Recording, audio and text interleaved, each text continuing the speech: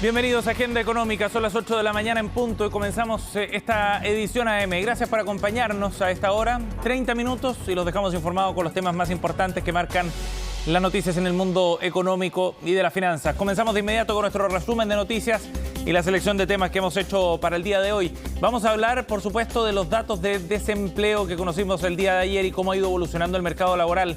Es uno de los indicadores que se mira con atención, evidentemente, en un contexto de desaceleración económica. Sin embargo, ayer las cifras mostraron que hubo una creación de puestos de trabajo superior a los 6.000 durante el último trimestre móvil entre agosto y octubre. Fundamentalmente, eso sí, vino de la mano del fortalecimiento del empleo informal, con una destrucción, por el contrario, de empleos formales. Esa es la parte negativa. Ahora, lo bueno es que se rompe un ciclo de 2 meses consecutivos en los que finalmente en el total se habían destruido puestos de trabajo. De todas formas, los expertos enfatizan en que estamos lejos todavía de volver a los niveles de la tasa de ocupación que teníamos antes de la pandemia y hemos mantenido niveles estables en términos de empleo, de cuántas personas están con trabajo dentro de la fuerza laboral desde febrero hasta la fecha, es lo que han enfatizado algunos de los expertos. En una nota vamos a profundizar en este tema con la visión y los datos que nos muestra cómo está evolucionando el mercado laboral en nuestro país. Por otra parte, también hablaremos del rendimiento de los multifondos. Cerrando ya el mes de noviembre, se puede hacer una estimación de cuánto rindieron durante este penúltimo mes del año los fondos administrados por las AFP. Y hay varias noticias positivas. La primera es que todos los fondos rentaron en términos positivos y eso es muy bueno pensando en un año bien difícil que había tendido a la baja durante este 2022. Y por otra parte, buena noticia también que los fondos más conservadores alcanzaron algunos registros incluso inéditos para esta parte del año, con alzas para los fondos D y E superiores al 6 y 7% respectivamente. Les vamos a mostrar los detalles y las implicancias también de estos datos para los multifondos en nuestro país. Hablaremos también del caso La Polar, esta bullada historia que comenzó la semana pasada tras la acusación de algunas marcas contra la multitienda respecto a la presunta venta de ropa que es falsificada de estas marcas. Bueno, la multitienda ha pasado a la ofensiva el fin de semana. A través de una entrevista descartaban que la tienda vendiera efectivamente productos falsificados. Dicen tener todos los documentos que así lo acreditan. Y además ha pasado a la ofensiva desde el punto de vista legal con la presentación de una demanda en contra de alguna de las marcas de ropa que lo estaban acusando. Asegura La Polar que acá hay competencia desleal porque lo han marginado del mercado sin la posibilidad de acceder a algunos de estos productos de la marca Under Armour, de Columbia, Adidas, entre otros. Los detalles los vamos a estar revisando también en minutos. Y echaremos un vistazo también con algo más de calma a lo que está ocurriendo con el precio del dólar, que estamos monitoreando, por supuesto, día a día, pero hoy con una novedad particular que tiene que ver con la posibilidad de que el dólar nuevamente rompa la resistencia de los 900 pesos y baje de esa frontera durante la jornada de hoy. Ayer cayó con bastante fuerza, más de 13 pesos en el mercado local, y hoy día el precio del cobre vuelve a subir y pareciera ser este tipo de factores, lo que está ocurriendo en China, lo que está ocurriendo con el precio de los commodities, lo que está influyendo con más fuerza en el tipo de cambio, en contraste con otros datos que, por supuesto, también determinan el valor de la moneda a nivel global, como lo que está ocurriendo con la Reserva Federal y su alza de tasas, por ejemplo. Son otros factores los que estamos mirando y hoy día podría haber una caída importante. Algunos analistas estiman que podría acercarse nuevamente a la zona de los 880 pesos. ¿Qué es lo que está ocurriendo con el tipo de cambio? Es lo que revisaremos también en minutos. Y los invito a comenzar también a revisar los datos de los mercados con lo que está ocurriendo a esta hora en Europa, en Asia, donde ya cerraron las bolsas. Números para partir el día es lo que vemos en pantalla, con un crecimiento de 0,72% para el índice paneuropeo del Eurostoxx, Londres subiendo 0,61% a esta hora de la mañana, mientras que el Nikkei cayó 0,21%. En Japón, un retroceso no muy profundo. Más importante fue el alza, por supuesto, en el Hang Seng de Hong Kong. Subió 2,16%, segunda jornada de crecimiento. Ayer había subido más de 7%, renovándose cierto optimismo en los mercados asiáticos en la medida en que se abre la posibilidad de una flexibilización de medidas en la estrategia que China está desplegando contra el COVID. Las protestas podrían generar algún cambio de rumbo, es lo que estiman al menos algunos analistas de mercado. ¿Qué pasó con el IPSA? Acá la Bolsa de Comercio de Santiago ayer subió 3,71% en el mercado local, con alzas importantes para CAP, que subió más de 5%, Salfacop, que subió más de 4%, y SQM en su serie B más de 3%. Y por otra parte, el dólar, como ya les contábamos, cerró en los 900 pesos tras una caída de 1,4% el día de ayer. Bien, detengámonos entonces un minuto para revisar lo que ha ocurrido con el mercado laboral. Es uno de los indicadores que se está mirando con más preocupación en un contexto donde la economía chilena va desacelerándose. Se espera una caída del Producto Interno Bruto en el cierre del año y una recesión además para el próximo, el 2023. En ese contexto, entonces, los números que publica ayer el INE parecen ser bastante positivos, a lo menos de un mercado laboral que se muestra más resiliente ante esta desaceleración económica. Una creación de empleo, aunque viene, eso sí, de la mano del empleo informal, sobre todo esta generación de puestos de trabajo. Los detalles, el análisis también de los datos conocidos ayer en la nota de Belén Saldías. Este tipo de anuncios pareciera cada vez verse en menor medida, debido principalmente a que poco a poco los efectos del escenario económico actual se están viendo reflejados en la ciudadanía. Era algo que se esperaba, pero que siempre genera preocupación, tal y como está ocurriendo con el empleo a nivel nacional. La tasa de desocupación en el trimestre móvil agosto-octubre llegó al 8% según datos entregados por el Instituto Nacional de Estadísticas. Sin embargo, los ojos están puestos en la baja creación de trabajos en todo el país. Observamos que hay un crecimiento de los empleos. Es en términos totales menor y corresponde a un 0,1%, y esto equivalente a 6.702 puestos de trabajo. Sin embargo, lo que observamos acá es que hay una destrucción, o más bien un decrecimiento de los empleos de las mujeres. Solo 6.702 empleos formales fueron los que se crearon en el periodo informado en todo el territorio nacional, lo que estaría dando cuenta de una desaceleración en la creación de nuevos puestos de trabajo, cuestión que ya se proyectaba. Más allá, cierto, de que obviamente haya una ralentización del mercado del trabajo en Chile, es evidente que en el mercado del trabajo no está ocurriendo una catástrofe como muchas veces se ha predicho. El ajuste que está teniendo la economía chilena no necesita ser un ajuste, una terapia de shock. Hay una creación mínima de empleo, ¿sí? Un poquito más de 6.000. Pero también hay casi 6.000 desocupados nuevos. Entonces se puede decir que prácticamente no hay creación de empleo. El INE ya lo anunciaba, la preocupación continúa puesta en las mujeres, ya que según el reporte hubo una destrucción de 15.650 empleos femeninos comparado al trimestre anterior, mientras que en los hombres los trabajos subieron en más de 22.000. Tenemos una falta de puestos de trabajo, y especialmente en trabajo formal, y especialmente en trabajo formal para las mujeres. Y eso es una fuente de preocupación muy relevante en un contexto que queremos que efectivamente las mujeres vuelvan a participar en el mercado laboral de la manera tan importante y tan creciente como lo venían haciendo en un periodo previo a la pandemia. Sin embargo, pese a la baja creación de nuevos puestos de trabajos formales, la tasa de desocupación se ha mantenido durante los últimos meses en torno al 8%, cuestión que estaría explicada principalmente por el aumento de personas empleadas informalmente. De momento, lo que está permitiendo contener esta destrucción de empleo formal es que hay un aumento bastante importante de empleos informales. Entonces, la gente, ante la falta de oportunidades de empleo formal, está recurriendo al empleo informal para evitar justamente el desempleo. Para los próximos meses, sin contar con la temporada estival, se espera que las cifras de desempleo continúen subiendo, sumado a la situación económica del país que se complejiza, por lo que los expertos coinciden en que es necesario poner énfasis en puntos como despejar incertidumbres políticas e incentivar, por ejemplo, una mayor inversión privada para que de esta forma el impacto no sea tan fuerte sobre los empleos.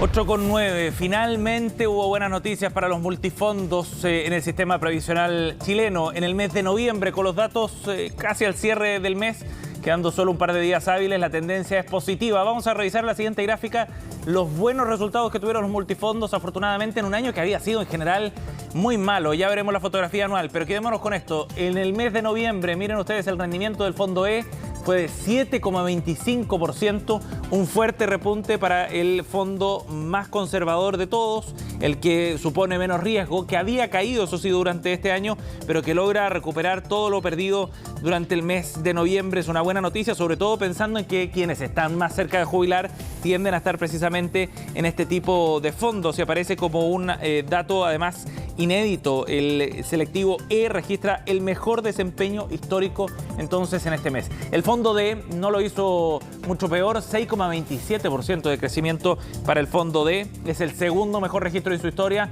y de esta forma entonces se está recuperando también parte de lo que había perdido durante el año. Según CIEDES, el Centro de Estudios de la Cámara Chilena de la Construcción, se explica fundamentalmente por resultados de inversiones en títulos de deuda local y desempeño de renta fija a nivel global. El fondo C subió más de 4% y los fondos más riesgosos lo hicieron en 2,31% en el caso del B, 1,65% en el fondo A, y es una buena noticia si es que esto supone un cambio de tendencia. Ya veremos qué es lo que ocurre en los próximos meses, porque la fotografía de todo el año sigue siendo en rojo. Revisemos los números acumulados de lo que va de este 2022 y verán ustedes que los fondos más riesgosos sobre todo han tenido caídas que son verdaderamente trágicas. El fondo E, como decíamos, ya recuperó lo que se había perdido hasta ahora, 7,82% acumulado de ganancia. El fondo D también está en terreno positivo, 1,27%, pero a partir del fondo C vemos caídas fuertes, superiores al 7,5% para el fondo C, mientras que los fondos más riesgosos están en 2 dígitos de pérdida. 12% ha perdido la cuota del fondo B, el fondo A en tanto ha caído 16,4%, fundamentalmente por lo que ha ocurrido durante este año en los mercados bursátiles a nivel internacional, también acá en Chile, donde ha habido caídas bien fuertes. El impacto que tuvo la guerra que comenzó en Ucrania a partir de febrero provocó una caída sucesiva en varios meses, sumado además a un aumento de tasas a nivel internacional que fueron impactando entonces las rentabilidades de los fondos más riesgosos.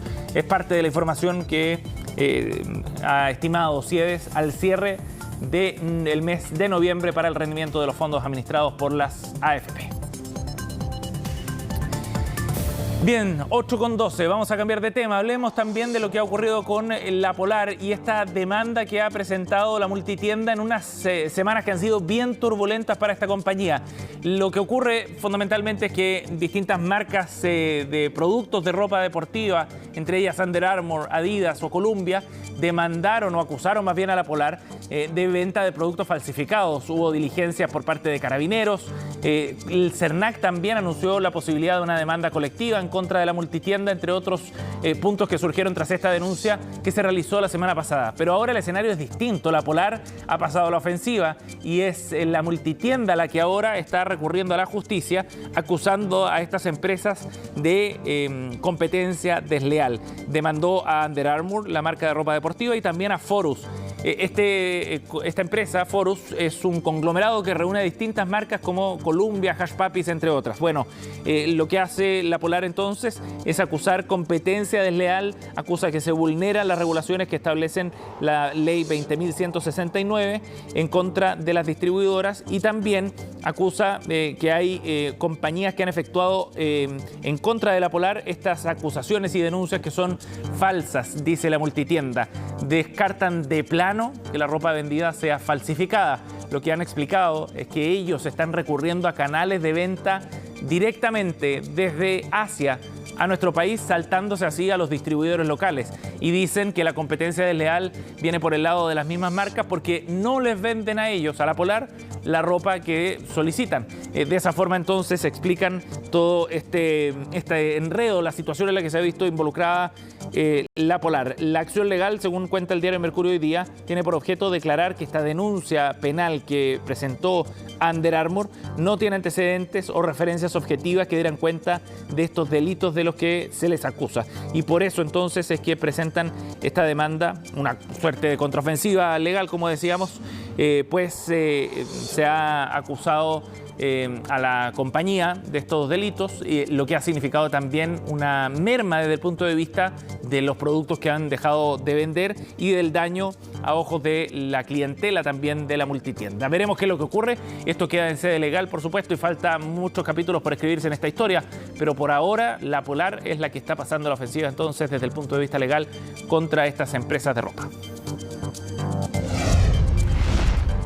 Bueno, les contábamos, el precio del dólar ha tenido 2 semanas en las que ha estado bien volátil, pero en esta por lo menos marca una tendencia bien clara hacia la baja. 900 pesos, ese fue el cierre del día de ayer para el precio del dólar en una semana, como decíamos, en las que se ha marcado una tendencia acercándose a romper esta barrera de los 900 pesos. De hecho, ayer cayó en más de 13 pesos y si miramos la fotografía un poco más atrás respecto a lo que había ocurrido a inicios de la semana, cuando partió en 924, bueno, hay una caída bien relevante para la divisa, acercándose, como decíamos, a niveles que no se veían desde comienzos del mes, cuando en las primeras semanas estuvo por debajo de los 900 pesos y llegó a su nivel de 888. Ese fue el piso en esa tendencia que se marcó a comienzos del mes de noviembre. Ahora el escenario pareciera indicar algo similar. De acuerdo a algunos analistas, el precio del tipo de cambio podría acercarse nuevamente a los 880 pesos,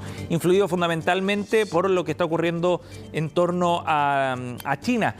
Aseguran los analistas que la posibilidad de que se relajen algunas de las medidas del COVID-19 que se han implementado en ese país podrían favorecer entonces un fortalecimiento de la demanda por materias primas y eso a su vez repercutir en el tipo de cambio. De hecho, el precio del cobre a esta hora está subiendo con fuerza, más de 2%, llega a $3.72 y de esa manera entonces va acercándose a su valor más alto en casi una semana. Y este es uno de los datos, sabemos, que incide directamente en el precio del tipo de cambio. Ya veremos si es que esto se mantiene o no, pero por ahora parecieran ser esos factores los que están pesando más en la evolución del precio del dólar en el mercado local.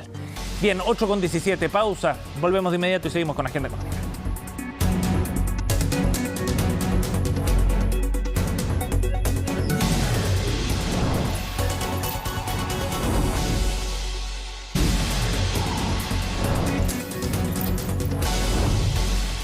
Estamos de vuelta aquí en Agenda Económica, 8:20, y vamos a analizar los resultados de la sexta encuesta La Voz del Mercado, que en su edición 2022 busca reflejar nuevamente la manera en la que distintos actores del mercado perciben el rol y la calidad de los gobiernos corporativos en nuestro país. Esto cuenta con dos partes, una percepción general, una percepción también de las empresas más transadas en bolsa. Son más de 455 directores y gerentes que participan de este estudio y que permite también mostrar a aquellas empresas que lo están haciendo mejor desde el punto de vista de los gobiernos corporativos. Conversamos de este tema junto a la socia principal de EY, Macarena Navarrete. ¿Cómo estás, Macarena? Buenos días. Hola, Sebastián, buenos días, ¿cómo estás tú? Muchas gracias por invitarme a conversar con ustedes. Gracias por el contacto. Macarena, bueno, cuéntanos un poco más sobre este estudio. ¿En qué consiste? ¿Qué es lo que busca capturar como información este estudio de La Voz del Mercado? Mira, La Voz del Mercado es un estudio de percepción y lo que busca capturar es entender cuál es la impresión, la imagen que tienen las personas calificadas, digamos, sobre la calidad del gobierno corporativo de las empresas general y de las 35 empresas más transadas en bolsa. Y en relación a esa visión se hacen preguntas, como tú decías, coyunturales año tras año, tratando de entender respecto del año cuáles fueron las impresiones más importantes de cosas contingentes y preguntas metodológicas o permanentes que preguntan año tras año sobre la calidad del gobierno corporativo en las 5 dimensiones más importantes que nosotros en EY identificamos en nuestro modelo de gobierno corporativo. Sí. ¿Cuáles son esos 5 pilares que ustedes definen, Macarena? Nosotros, los 5 pilares son estrategia del negocio, es uno, ambiente de control el segundo, el tercero, acceso a la información, el cuarto, trato igualitario a los accionistas y el quinto, gestión de sostenibilidad. Macarena, ¿y por qué es tan relevante, antes de entrar al detalle de los resultados, ¿no?, que son muy interesantes, pero por qué es tan relevante ver cómo se percibe el rol de los gobiernos corporativos, además en un contexto como el que se está viviendo acá en Chile desde el punto de vista social, político, económico, que es bien desafiante? Porque el mundo dejó de ser pasivo en torno a los gobiernos corporativos y al público en general le interesa cuál es la calidad del gobierno corporativo de las empresas en las que se invierte. El público juzga es la calidad de esas empresas, invierte según la impresión que tiene del gobierno corporativo de esas empresas, siente que tiene sentido apoyar ciertas empresas en la medida que tienen una impresión positiva de ellas. Y es así como juega los organismos de máxima nivel en la administración de las empresas para definir si esas son empresas con las cuales quieren relacionarse o no quieren relacionarse en el día. Ajá. Macarena, bueno, acá hay varias preguntas, como decías tú, relacionadas a temas coyunturales. ¿Qué resultados destacarías tú como los más relevantes sobre la percepción que se tiene de la forma en la que se están llevando adelante esta administración? Mira, quizás algo sobre los temas de coyuntura y algo sobre el tema metodológico. Sobre los temas de coyuntura creo que es bien interesante entender que las personas responden que hay una mejora en cuán conectados están los directores con la realidad nacional. Sin embargo, a la vez que ocurre eso en una de las respuestas, en las respuestas que siguen en la encuesta contestan que los directores no están haciendo lo suficiente. O sea, aparentemente la gente ha llegado a la convicción, los actores calificados han llegado a la convicción de que los gobiernos corporativos de las empresas ya comprenden, ya están en conexión, ya saben lo que está pasando en el país. Sin embargo, creen que no se está respondiendo de manera suficientemente fuerte. Esto en temas generales, en temas del escenario general del país, pero quizás también un poco lo que más es delicado en temas de integridad y ética empresarial. Ajá. Yo te diría que ese es uno de los temas más importantes. Y un segundo tema más. Sí, Macarena, un segundo, pero eso supone un desafío bien relevante para las empresas, ¿no? Pensando en que tienen que pasar a la acción, digamos, efectivamente, para poder generar los cambios que se buscan. De todas maneras, me parece a mí que es un llamado de ¿qué es lo que están diciendo? ¿Qué es lo que están diciendo estos directores? ¿Qué es lo que están diciendo estos gerentes de primera línea? Lo que están diciendo es el directorio sabe qué es lo que necesita hacer, sin embargo todavía no lo está haciendo. Sí, claro. No lo está haciendo con suficiente esfuerzo, o no lo está haciendo en suficiente magnitud. Y en temas, como te decía, importantes, incluyendo como los de ética e integridad. Y segundo tema muy interesante, es el tema, a mi juicio, es el tema de sostenibilidad y sustentabilidad. Porque la sostenibilidad y sustentabilidad son el tema que se estima que debiera ser el tema número 1 en la prioridad de los directorios. Pero es muy interesante esto, porque estamos en un año, como todos sabemos, económicamente muy complejo. Entonces uno hubiera esperado que cosas como la estrategia de crecimiento, cosas como la preocupación por la economía nacional, estuvieran en primeros lugares en las preocupaciones de lo que debieran tener los directores. Y no es así. El número 1 es la sostenibilidad y sustentabilidad. Se estima que esa debiera ser la primera preocupación de los directorios. Y esto no es una cosa, por así decirlo, novedosa, anómala, que haya ocurrido hoy por primera vez, sino que ya es segundo año consecutivo en que el mercado considera que la sostenibilidad y la sustentabilidad debiesen ser lo más importante de la agenda del directorio.